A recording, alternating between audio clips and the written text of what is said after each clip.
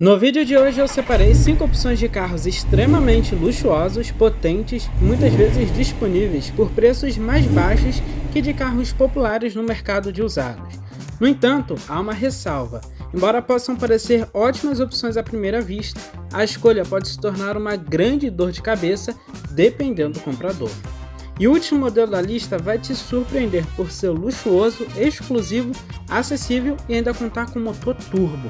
Mas será que vale a pena levar para casa? Fique no vídeo até o final. Meu nome é Luciano e eu apresento o canal Carros.com. Mas antes de começar o vídeo, vou pedir para quem não é inscrito se inscrever e deixar o like. Se puder, também compartilhe o vídeo. Dessa forma, você vai me ajudar a chegar mais rápido nos 100 mil inscritos. Então, bora para o vídeo. Embora algumas dessas opções sejam mais fáceis de manter, no geral são carros projetados para um uso e um público bastante específico. Dependendo do modelo, eu nem indico, são carros que na maioria das vezes você tem que fugir, principalmente porque hoje em dia, infelizmente, você não vai encontrar mais opções em bom estado. Realmente é um carro bem nichado e para quem sabe o que está comprando. Você tem que comprar esse carro com todo o histórico de manutenção para você não ter dor de cabeça. E dependendo, mesmo você comprando um carro bem conservado, você ainda vai ter dor de cabeça. O Chevrolet Captiva poderia ter sido um grande sucesso de vendas em nosso mercado, mas acabou assustando os consumidores e hoje em dia é um carro que ninguém quer, nem de graça. Por isso é possível encontrar várias unidades sendo anunciadas na faixa dos 30 mil reais. O grande vilão desse modelo é o câmbio automático. Muitas das vezes é necessário substituir o módulo que controla as marchas e essa troca pode chegar até os incríveis 15 mil reais. Infelizmente, mesmo após o conserto, o problema pode voltar, gerando diversas reclamações de donos. E além disso, o custo de manutenção desse carro é muito alto, o que é normal para a categoria dele. Porém, muita gente hoje em dia compra esse carro até por 20, 30 mil reais e no final acaba se lascando, pois é um carro que apesar de ser mais acessível hoje em dia, o custo de manutenção ainda continua sendo de um carro premium. E aqui no geral, infelizmente, é um carro que não tem uma boa confiabilidade mecânica. O Captiva não tem custo de manutenção exorbitante se você considerar a cesta de peças aqui. Porém, como eu falei anteriormente, esse carro aqui não tem uma boa confiabilidade mecânica e na maioria das vezes as manutenções passam de preventivas para corretivas e é aí que o bicho pega. O custo de manutenção acaba assim ficando bastante alto, principalmente no modelo 3.6 V6, que é o que tem o melhor custo-benefício, acaba entregando mais. É um carro que bebe bastante, porém vai ter mais desempenho que o 2.4. A versão Sport do Captiva utiliza esse motor 3.6 V6 Alloy Tech HF V6, mas é importante notar que o modelo 3.6 foi até 2010. Em 2011, adotou-se o motor 3.0 com menos potência. Esse motor 3.6 gera 261 cavalos a 6.500 RPM e 32,9 kg de torque a 2.100 RPM, e o câmbio dele é um automático convencional de 6 marchas, e a tração dele é 4x4 sob demanda. Com essas especificações, ele faz de 0 a 100 em 8,5 segundos e atinge uma velocidade máxima limitada eletronicamente a 160 km por hora. É lógico que o limitador de velocidade na maioria das vezes é algo bastante importante e acaba aumentando bastante a segurança, mas limitar essa velocidade que nem é tão alta acaba não fazendo muito sentido. Quanto ao consumo, todos sabem que é um carro bem ruim em relação a isso. Na cidade, espere uma média de 5 km por litro, no máximo 6, dependendo da situação. Já na rodovia, uma média de 8,7 km por litro. No Chevrolet Captiva 2010, você vai encontrar na faixa entre 30 e 40 mil reais, dependendo você até acha abaixo dessa faixa de preço. Porém, novamente, é um carro que você tem que saber o que você está comprando e eu não me arriscaria. É um carro sim muito bom, tem bons atrativos, mas particularmente não me enche os olhos. Se fosse para se arriscar, eu me arriscaria em outras opções também V6, como o Edge, que no geral acaba chamando mais atenção, porém também é um carro mais caro. Se você está pensando em comprar uma Captiva, preste bastante atenção, faça uma boa pré-compra, para você ter menos dor de cabeça possível na hora da compra. Por muitos anos, o carro topo de linha da Volkswagen aqui no Brasil foi o Touareg, o maior SUV da marca até mundialmente. No entanto, esse carro foi um tanto esquecido por duas razões. Primeiro, as suas vendas foram bastante limitadas, isso devido ao medo das pessoas em relação ao custo de manutenção e também ao consumo. Apesar disso, é um excelente carro, até mais confiável que o Captiva que eu falei anteriormente, porém o custo de manutenção também é bem mais alto. É um carro topo de linha, premium e com certeza o custo de manutenção passa longe de ser barato por aqui. O Touareg compartilha a plataforma PL71 com Porsche Cayenne, resultando em tecnologias e peças compartilhadas entre eles. O interior é muito lindo e muito caprichado, repleto de luxo e um acabamento excepcional, e se destaca também pelo espaço interno muito bem aproveitado. Além disso, o Touareg se destaca por sua lista de equipamentos que era bastante inovadores para a época, como o ajuste automático da intensidade da luz do farol, o ar-condicionado digital e automático de 4 zonas, a multimídia, volante com regulagem elétrica, bancos com diversas regulagens e até memória, airbags frontais, laterais e de cortina, bancos com aquecimento, entre diversos outros itens.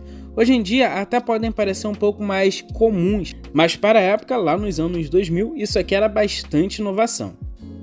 Na mecânica é onde fica bastante interessante. O motor que ele utiliza é um V8 de injeção direta que gera 350 cavalos a 6.800 RPM e 44,9 kg de torque a 3.500 RPM. E o câmbio dele é um automático convencional de 6 marchas e a tração é integral nas 4 rodas. Todo esse conjunto acaba proporcionando um desempenho excelente para ele, mesmo ele pesando mais de 2.300 kg. Ele faz de 0 a 100 em 7,5 segundos e atinge uma velocidade máxima de 234 km por hora. Nada mal para um carro pesadão. E a suspensão dele é a ar, com ajustes de altura e dureza. Apesar de ser um carro voltado totalmente para o conforto, o Touareg ele consegue mesclar um pouco do conforto e também da esportividade, principalmente por causa desse motorzão V8. Em termos de preço, um Volkswagen Touareg 2010 você vai encontrar entre 60 e 80 mil reais. Eu já vi até várias unidades anunciadas abaixo dessa faixa de preço, principalmente se você pegar um modelo um pouco mais antigo, lá de 2006, 2008. Você consegue achar esse carro até na faixa dos 40 mil reais.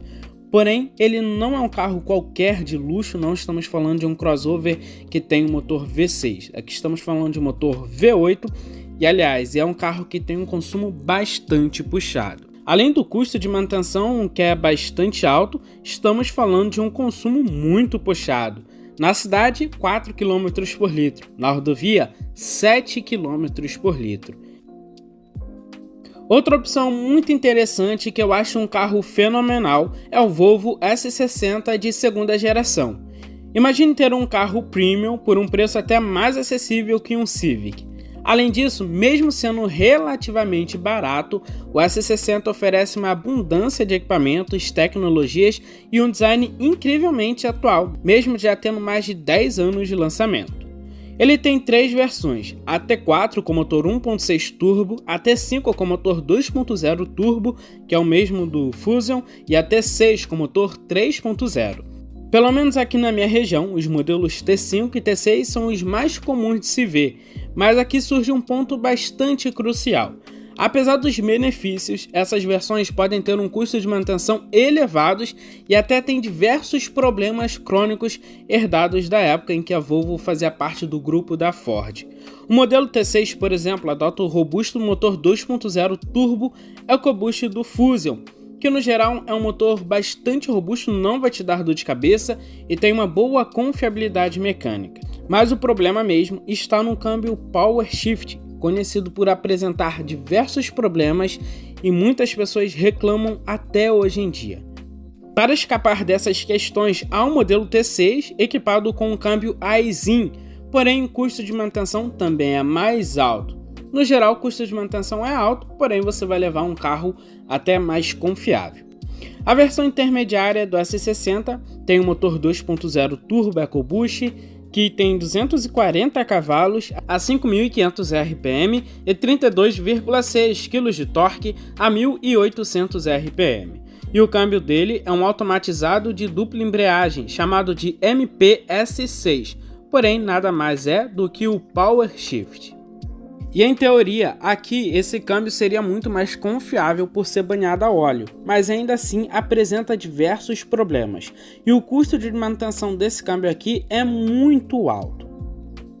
Ele faz de 0 a 100 em 10,5 segundos e atinge uma velocidade máxima de 230 km por hora. O consumo, considerando seu porte, peso e potência, até fica na média. Ele faz 8 km por litro na cidade e 10,5 km por litro na rodovia.